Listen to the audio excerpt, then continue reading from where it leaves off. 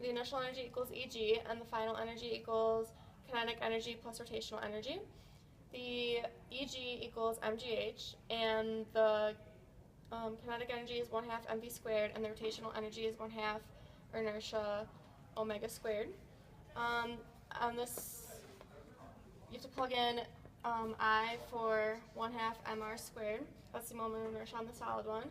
And then these three masses cancel, and you're left with GH equals 0.75 v squared, and then you have to divide through by 0.75, and then take the square root of 9.8 times 0.29 divided by 0.75, and then your velocity equals 1.95 for the solid ring. Okay, so for the hollow ring, you follow the same pattern as this, only instead of plugging in 1/2 mr squared for the moment of inertia, you have to plug in mr squared for the moment of inertia, and then the velocity for the hollow equals 1.69 meters. So the final velocity squared is equal to the initial velocity squared plus 2 times acceleration times the distance. Since before we got 1.95 for the velocity, square that, and that's equal to 2 times acceleration times 2.7, because that's the distance of the track. And then for the solid, you get an acceleration of 0.70 meters per second squared. And then for the hollow ring, you get an acceleration of 0.53 meters per second squared, because VF changes to 1.6 meters per second. So using the acceleration from the last equation, you have to plug it in to find the time of the solid one. So once you plug it into this equation, you get the time for the solid one is 2.8 seconds, and then using that time you plug it into the x final equation to get the hollow one, and you find that x final is 2.028 meters.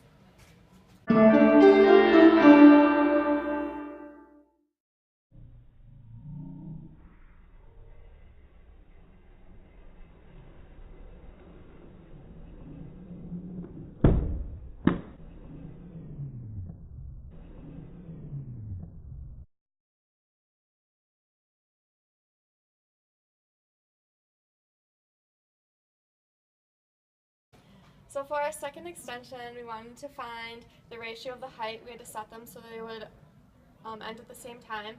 So for the solid one, we solved V equals the square root of GH to find the height, because we already solved for the velocity. So we got that height to be 0.29 meters. And then for the hollow one, we solved the same equation to get the height as 0.37 meters. And then we divided the two heights to get the ratio to be 1.26 times higher.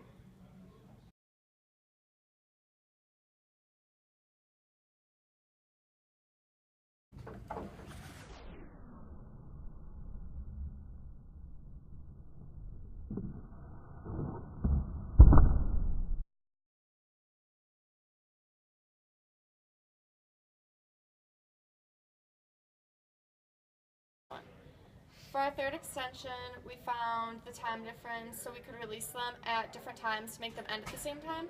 So we plugged in the solid time into the x final equation to find the hollow time, and the time is 3.19 seconds. So we took that and subtracted it from 2.8 seconds and got 0.4 seconds. So there's a 0.4 second difference between the two. But yeah.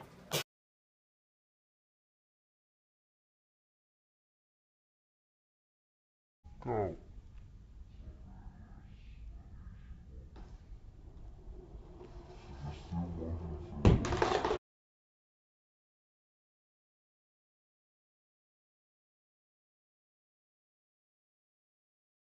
So for our last extension, we wanted to find the x initial so we could release them at different points but have them end at the same time.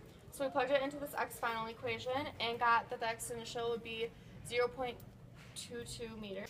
So our last two extensions can accurately be experimented because the rotation of the hollow was too fast. Yes, it was too high, so friction could not hold it.